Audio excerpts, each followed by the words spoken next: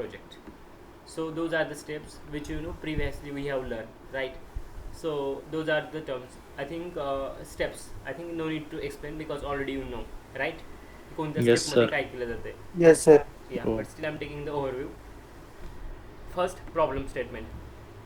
एक ना practical example देऊन सांगतो जेणेकरून तुम्हाला सगळ्या गोष्टी क्लिअर होऊन जातील. ओके. सो या स्टेटमध्ये किंवा या स्टेपमध्ये काय होतं आहे, step or stage you can say that क्लायंटचा काहीतरी प्रॉब्लेम असेल, तो प्रॉब्लेम घेऊन ना क्लायंट तुमच्याकडे येतो, राईट.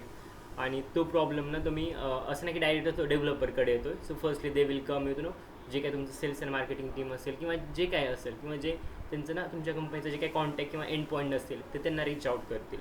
देन तर कंपनीची जी काय BA आहे ज्याला आपण बिझनेस अनालिस्ट म्हणतात. बिझनेस अनालिस्टचा रोल हा असतो की कंपनी आणि क्लायंट यांच्यामध्ये जो काही एक मीडियम असते किंवा एक कनेक्शन म्हणा, त्याचं काम तो BA असते. ओके. किंवा BAचं ते काम आहे. म्हणजे क्लायंटची रिक्वायरमेंट अंडरस्टँड करणं आणि क्लायंटच्या रिक्वायरमेंटला सॉफ्टवेअर ॲप्लिकेशनमध्ये कन्वर्ट करणं हे BAचं काम आहे. Okay. So if you want to work as an BA you should have the good knowledge, good technical knowledge as well as good communication skill. त्यानंतर तुम्हाला समोरच्याला कन्व्हिन्स करण्यासाठी जे काही स्किल्स और पॉवर लागतात ना, या सगळ्या गोष्टी लागतात BA व्हायचं असेल तर. ओके. इट्स ऑल्सो रिक्वायर्ड कोणतेही प्रोफेशन असेल it require patience. Okay. So BAचं काम हे असतं. देन BAकडे रिच आउट केल्यानंतर तुमची एक टीम असते डेटा सायन्सची. ओके. आता डेटा सायन्सची टीम म्हटल्यानंतर असं नाही की फक्त डेटा सायन्सच्या टीममध्ये ना फक्त डेटा सायंटिस्ट असतील. Okay. So data science team includes data scientist. Okay. त्यानंतर तुमचे सिनियर्स असतील. Okay. May be senior data scientist असतील.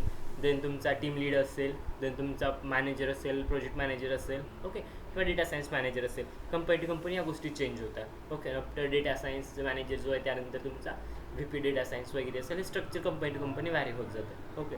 But you mostly come in contact with your seniors. Okay. You are team lead, then you are project manager, you are BA, and most of the cases or there have always you will get in contact with your seniors and juniors.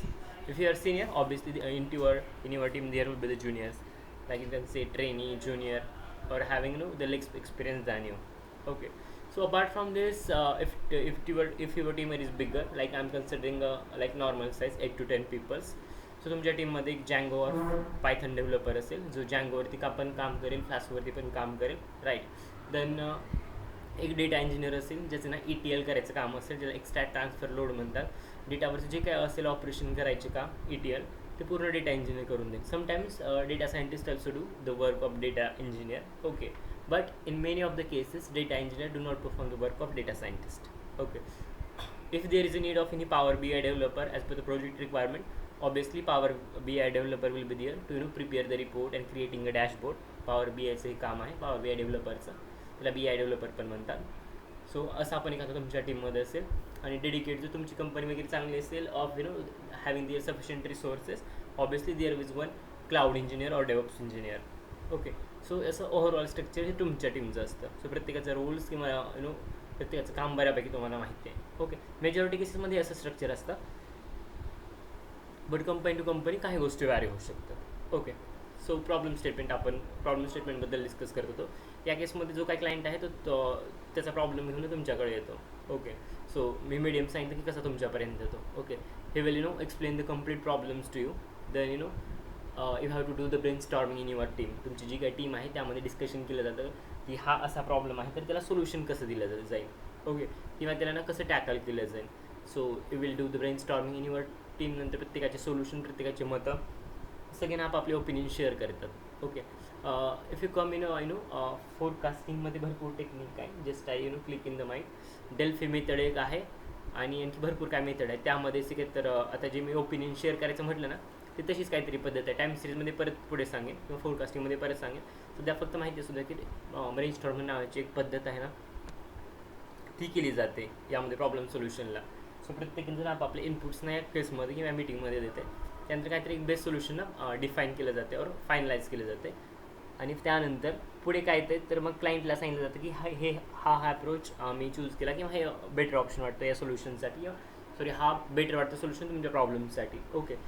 then if everything goes well, I'm not telling about the financial terms, I'm telling about the technical and the business logic. Okay. ते finance त्यांचं वेगळं असेल, ते बघून घेतील की किती जण वर्क रिसोर्स काम करतील किती प्रोजेक्टचं बिल असेल, दॅट इज समथिंग डिफरंट की आपल्यामध्ये येत नाही, ते पाहून घेतील त्यांचं. Okay, we are only going to deal with our salary and the package. Okay, that's it. And incentive if there is. Okay, then if no problem statement has been done, then we come to the data gathering. तुमच्याकडे data engineer असेल तर वेल and good, नसाल तर तुम्हाला काम कधी कधी करावं लागेल. सो डेटा गॅदरिंग करायचं असेल तर मे बी ते CS देतील, एक्सेल देतील, कधी कधी ते हे पण देणार नाही. Sometimes you have to go for the databases like SQL or MongoDB. Sometimes they also do not provide the same. Then worst cases you have to go for the survey form, the customer feedback, etc. Depends on the use case, the data sources can be vary. In the last case, if there is no data, you can also go for the web scraping. Okay, सांग web scraping काय आहे पुढे. Okay, I have done a lot of web scraping in my current company.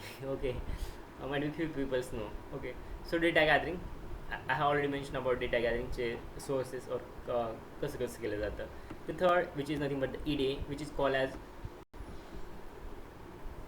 एक्सप्लोरेटिव्ह data analysis. Okay, या केसमध्ये काय केलं जातं, तर जो काय तुमचा डेटा आहे तो ॲनालिसिस केला जातो बाय युजिंग न्यूमेरिकल मेथड्स और by using visualization methods like matplotlib and seaborn यासारख्या मेथड्सचा यूज करून तुम्ही डेटा व्हिज्युलाइज करतात. त्यामध्ये आउटलायर, मिसिंग व्हॅल्यू आहेत का नाही चेक करतात. ओके, देन फीचर इंजिनिअरिंगमध्ये स्केलिंग, बिनिंग किंवा normalization, standardization, missing value, imputation, outlier handling या सगळ्या गोष्टी इथं केल्या जातात. देन फीचर सिलेक्शन मेथडमध्ये आपल्याकडे भरपूर मेथड आहेत, त्यापैकी मेथड ट्राय केल्या जातात अनवॉन्टेड फीचर्स रिमूव्ह करण्यासाठी.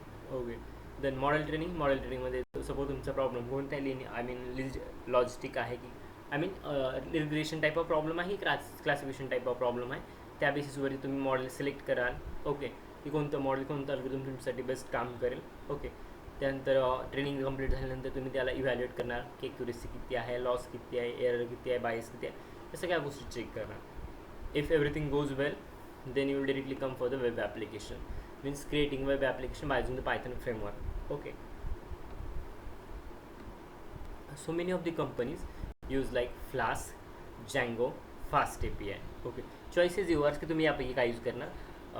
सो तुमची choice, but I will gonna teach here Flask. Okay, flask इथं शिकवेन. माझी जी फर्स्ट कंपनी होती त्या कंपनीमध्ये पण फ्लास्कच वापरत होतात. ओके, बट करंट कंपनीमध्ये they are using a Django.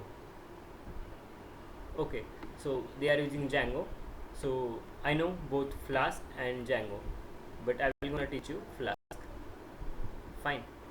And talking about the web deployment, it is no deployment of the project. It can be done on various platforms like there are 3 platforms: GCP, AWS and Microsoft Azure. GCP stands for Google Cloud Platform. Okay, then second, which is nothing but the AWS, Amazon Web Services by Amazon. Third will be as I mentioned, Microsoft Azure. Okay, those are 3 platforms. By using 3 platforms you can do the deployment of any project. Okay, so and fourth one is the open source platform, which is called as Heroku. But many of company are not using, people are using for just for learning purpose, or might be there are few companies are using Heroku. Okay, but not commonly. Those are the 3 services commonly used in 90% companies as per my knowledge. Okay, clear? या step सगळ्या clear आहे? Yes, sir. ठीक आहे, पुढे एखादं application design करायचं असेल तर डिझाईन ॲप्लिकेशन करताना कोणकोणत्या टर्म्स किंवा कोणकोणत्या गोष्टी तुम्हाला माहिती होतील किंवा फेस करायला किंवा कॉन्टॅक्टमध्ये याला गोष्टीच्या. सो फर्स्ट आहे EY designer. Okay, sorry EY designer आहे, UX डिझायनर आहे. ओके, जे फ्रंट एंडमध्ये येतात असं म्हटलं तरी चालेल. Okay, UX designer, then EY developer, ज्याला आपण EY is nothing but user interface, already people know. Then full stack developer, यांचं ना फुल स्टॅकवाल्यांचं front end plus back end हे दोन्ही स्ट्रॉंग असते. Okay, so they work on the both front end and back end. Then front end developer, okay, जे की HTML, CSS, JavaScript किंवा React यावरती काम करतात. ओके, देन बॅक एंडमध्ये पायथन डेव्हलपर म्हणा, डेटा सायंटिस्ट म्हणा, किंवा आणखी दुसरी कोणती असतील. ओके, जे ना API बिल्ड करतात, टेस्ट करतात, कोड लिहितात, मॉडेल बिल्ड करतात, ट्रेन करतात आणि टेस्ट करतात. ओके, सो काही टर्म्स आहेत. UI is nothing but user interface, API is nothing but application programming interface. We can also call as executing the action mode or behind the button. Simple terms. Then second web frameworks. मग अशी मी जे तुम्हाला सांगितलं Flask आणि Django. Third gRPC. Fourth is fast API. Okay. So as I already mentioned, I know the both. I have worked on both Flask and the Django.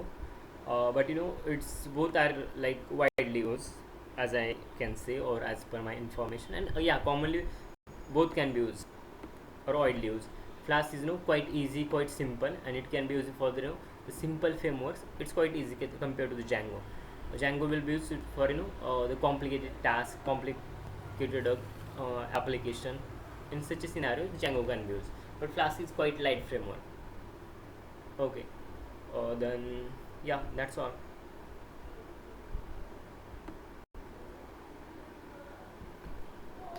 आता इंटरव्ह्यूमध्ये विचारलं flask म्हणजे काय किंवा तुमच्या नॉलेजसाठी माहिती सुद्धा. Flask is a web application framework written in a Python. Flask is based on the two things, which is first WSGI toolkit, and second which is called as Jinja 2 template or Jinja 2 template engine. Okay, so WSGI stand for Web Server Gateway Interface. It provides the interface between web application and web server. Okay, इथं जे काय तुमचं web application आहे आणि इथं जे काय तुमचं सर्व्हर आहे, ह्या दोघांमध्ये ना इंटरफेस असायचं काम करते WSGI. क्लिअर? हे WSGI असेल, हे वेब सर्व्हर आणि हे ॲप्लिकेशन असेल.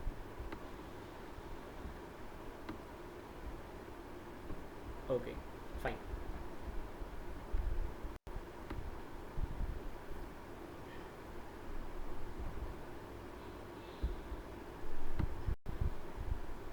ओके, हेच आहे मी जे काय ड्रॉ केलं ना ते इथंच आहे. Got it? हो.